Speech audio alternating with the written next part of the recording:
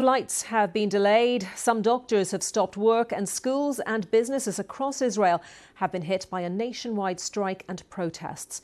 People are demanding that the government secure the return of hostages still held by Hamas. The one-day strike was called by the trade union federation Histadrut.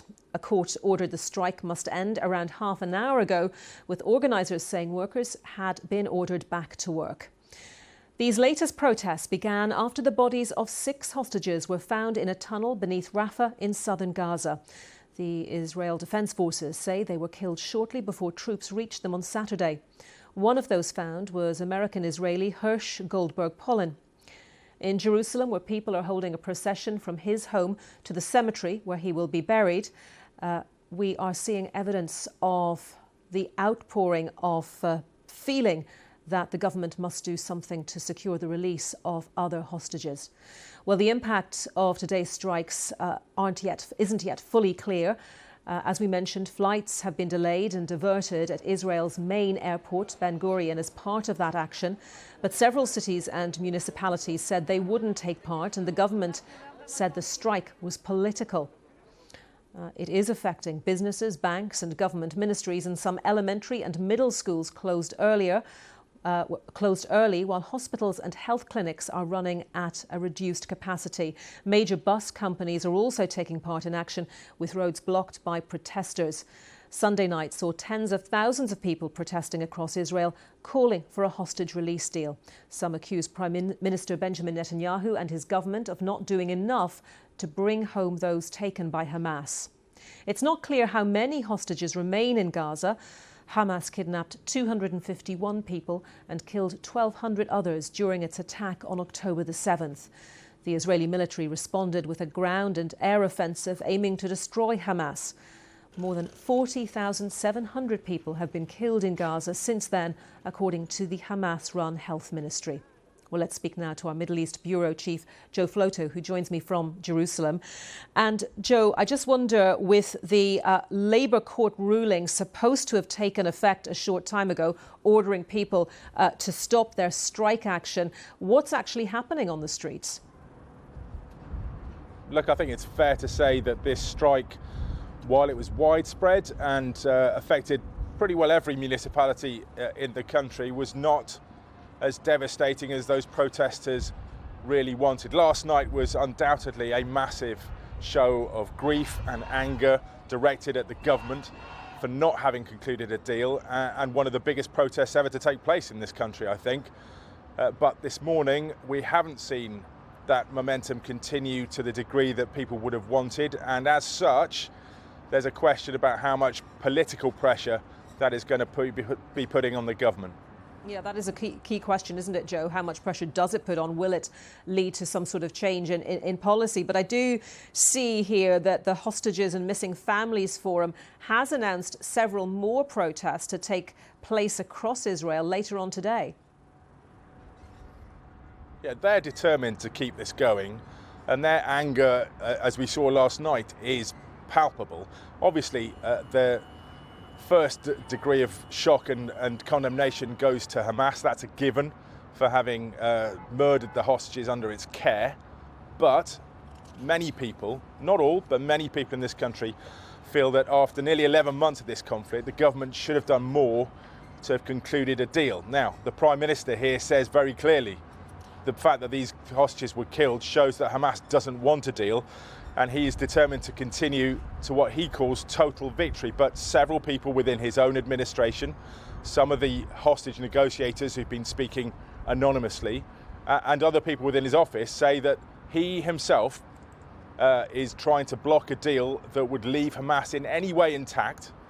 And because of that, we're still 11 months into this conflict without a hostage negotiation and without the 100 or so who remain inside Gaza, both alive and dead on the Israeli side, being released.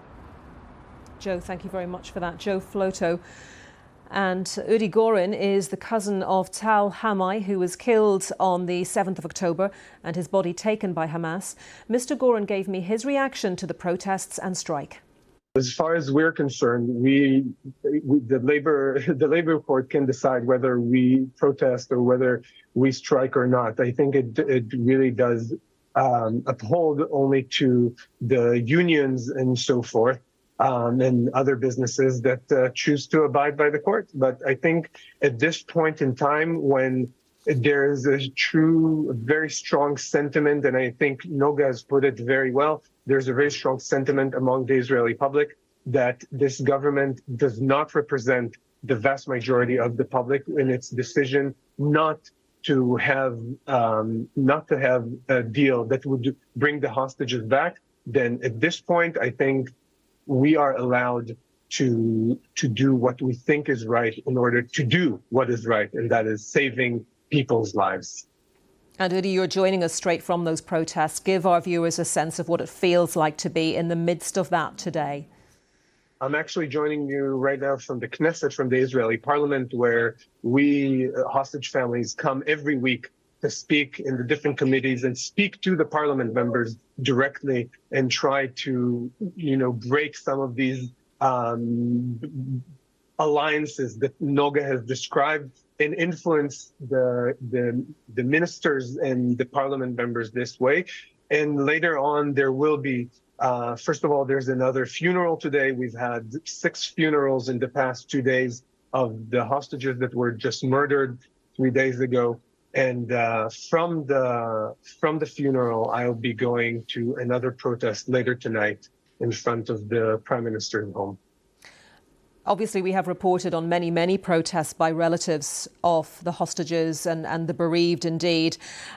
It hasn't caused the government so far to change its position. Will the action today change that, do you think? I don't think there's one specific action that would change their mind. I think that the main thing is persistence, and that is true to any public campaign. It's persistence, it's believing in what's right, it's believing in what we're doing. And I think that after 11 months of this war, which is the longest Israel has ever had, and at this point where we know where the divides are between Israel and Hamas in terms of the deal, and we know that these gaps can be bridged, then we need to be saying this over and over again. And when I say we, it's not just the families. We as the Israeli public, we as the foreign governments that have to do with this conflict, that have influence all over the Israeli government, that have influence over Hamas.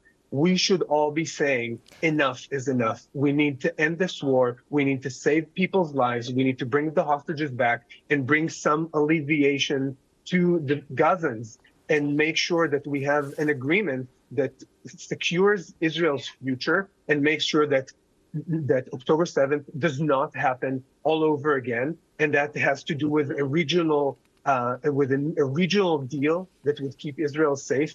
And on the other hand, that we start building Gaza, because the Gazans are also suffering tremendously at this point in time. And the fates of these two people have been linked for ages now. And it's more obvious than ever at this point in time. Udi